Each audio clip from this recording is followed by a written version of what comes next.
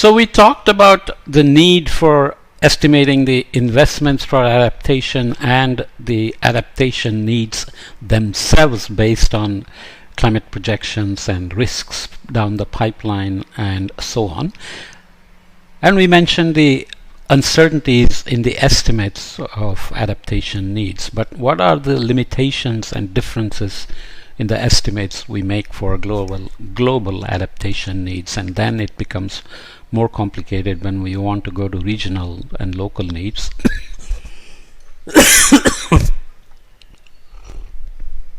But ultimately it is the regional and local information that's going to become critical, because all adaptation is local. All global warming is local in terms of the impacts in your backyard, and all the adaptations need to happen also to respond to what's happening in your backyard. Estimates of adaptation investment needs can vary widely because of the different definitions of adaptation needs and different assumptions about future development levels. Right? Some differences can be attributed to the inclusion or exclusion of broad development investments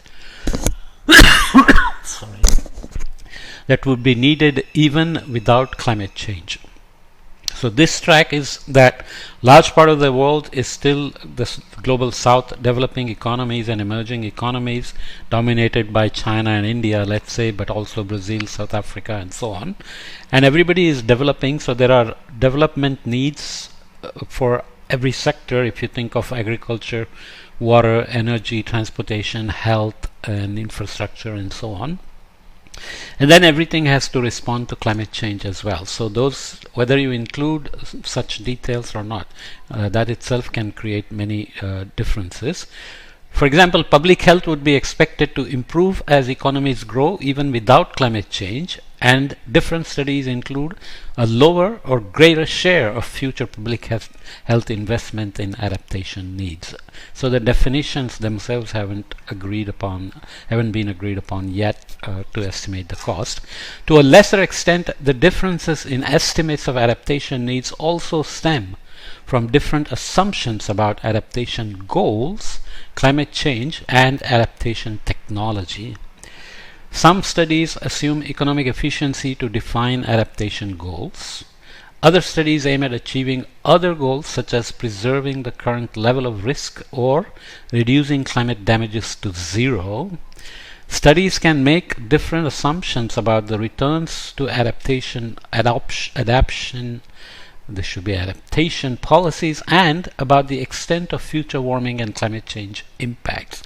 So if you think about economics, obviously there is always the cost-benefit analysis and returns on your investments, but these themselves depend on what it is that you are basing the cost-benefit analysis on. Is it for reducing the climate damages zero, or preserving the risks at today's level because you think these are acceptable, and so on. So the pathways to investment will differ, estimated investment needs will differ, and there is assumptions about adaptation technology and climate change involved in there as well.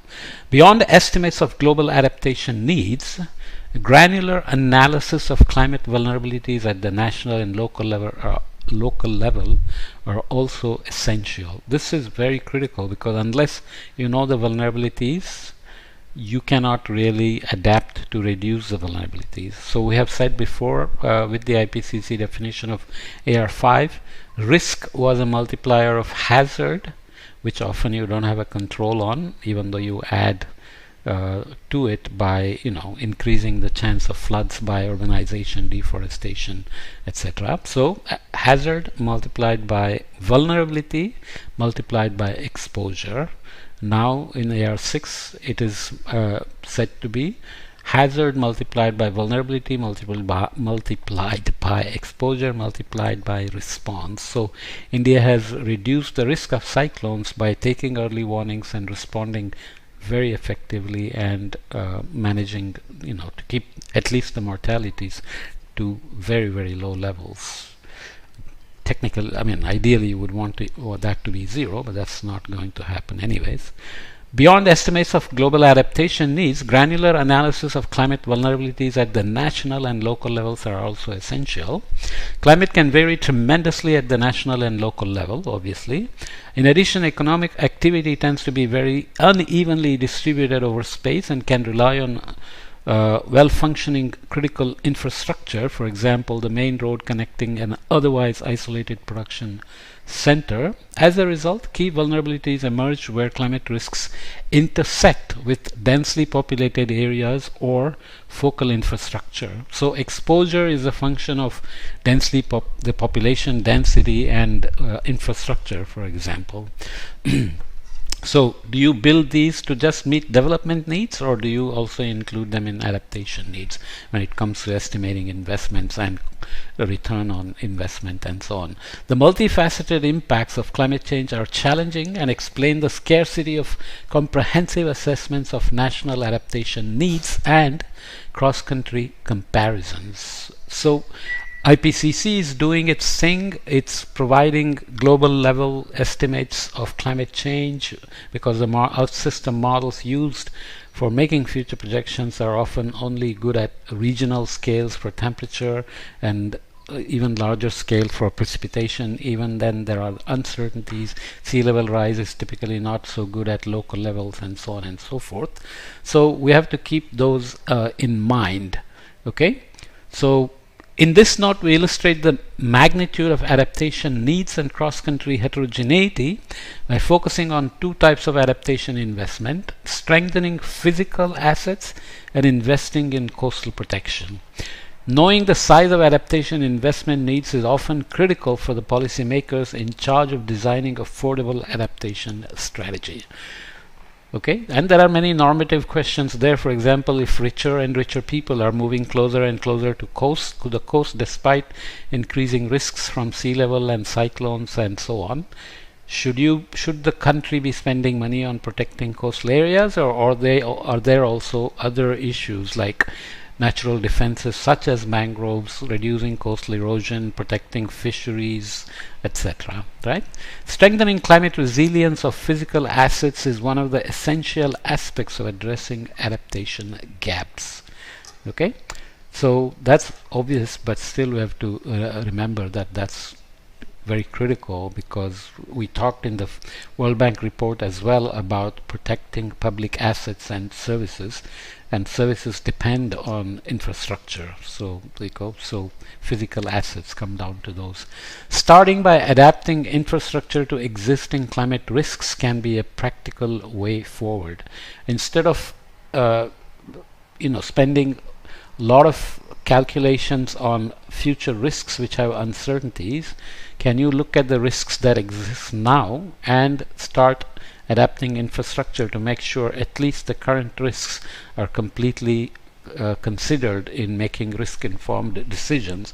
This is especially important because many countries like India, the climate change impacts are already here in terms of heat waves, extreme rainfalls, floods, large-scale floods, landslides, and so on and so forth. Okay, so even the cost of adapting to the present climate can be challenging to estimate because they require knowledge about the current resilience of the existing infrastructure, the optimal level of resilience that is needed to deal with the current risks, and the cost of upgrading the infrastructure if you want to adapt even to the existing climate risks.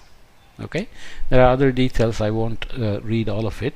Strengthening exposed existing and projected public assets could cost respectively 0.2 and 0.4% of GDP annually for 2021 to 2025, with large disparities across countries. So we'll look at this later in the annex, but essentially you are making global GDP percentage with all its uncertainties, or with all their uncertainties, and then you are having to decide or estimate how this distributes over different countries across the planet, right? The estimates correspond to strengthening that was estimated to have benefit to cost ratios above 1 in a very large range of scenarios. Estimates of optimal level of strengthening would be much harder to derive at the global level. So we'll see figure 3, which shows that emerging markets face the largest costs, followed by low-income countries. Large costs resulting from combination of base effects. So emerging markets have more assets and more investment projects than low-income countries. It's not that low-income countries are less vulnerable, but if you're making economic calculations, then the projected losses can be low to the most vulnerable just because they don't have many assets to protect. It is a kind of normative question there. So greater exposure infrastructure in emerging markets and low-income countries are more likely to be exposed as well in the emerging markets. A similar exercise shows that the cost of improving asset resilience in the private sector could be twice as high, but somewhat more evenly distributed across income groups. So the businesses tend to be similar even if they are in a emerging market or a developed country. Other recent IMF research estimates costs of similar magnitude. Where future risks are better identified, like those stemming from sea level rise, countries can and should develop adaptation plans now. This is well said, except that the projections of local scale sea level rise and associated risks may not be so well projected, because there are many details in estimating sea level, not just the climate dynamics but also land dynamics, isostatic rebounds happening in many places, loss of coastal natural defenses that we mentioned, growth along coastlines, and so on. So the other big issue is, even if let's say Mumbai gets a sea level projection of 2 meters by 2100, which I have discussed before, how much it can invest to adapt to climate change sea level rise will depend on the cost benefit analysis and just the wherewithal of the resources available. And if the central government is going to fund it, then how does it prioritize, as we discussed before, in protecting Mumbai versus doing something else for another city or another sector or another group of people, like farmers, let's say. Okay, so these are complicated issues.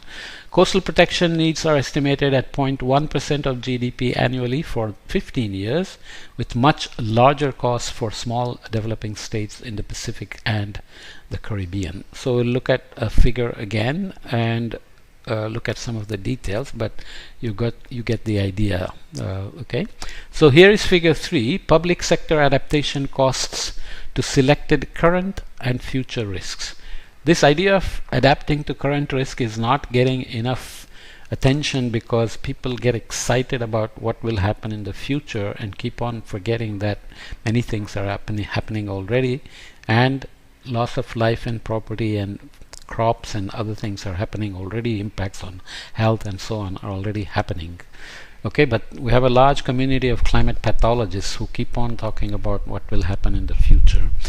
Annual costs of strengthening infrastructure resilience to current storm and flood risks. So here are different regions again.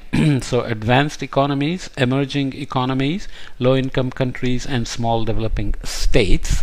You can see there are two scenarios: strengthening new projects and strengthening existing assets. Obviously, strengthening existing assets here shows up as a larger cost in terms of percent of GDP. So that depends on how these things are calculated, and they come with their own uncertainties, which are not shown here. But strengthening new projects, which are, let's say, focused on needed developments anyway for the projected economic developments, but you add strengthening requirements to meet future climate risks, so that adds a little bit of cost there. Existing structures, modifying them and refurbishing them or retrofitting them obviously costs a lot more of the GDP.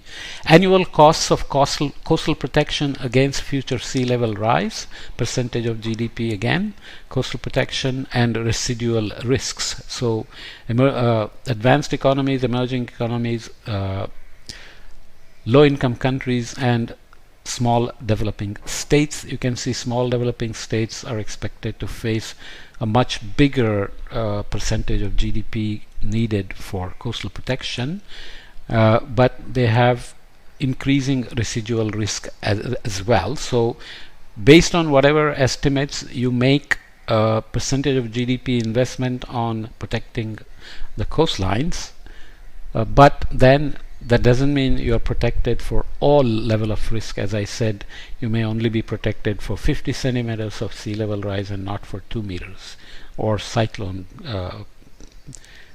coastal erosion losses, and so on and so forth. Okay, so we'll come back and look at addressing the addressing challenging adaptation needs in the next podcast. I'm adding as many commentary points as possible instead of just reading the text, to give you a sense of what are all the factors that go in.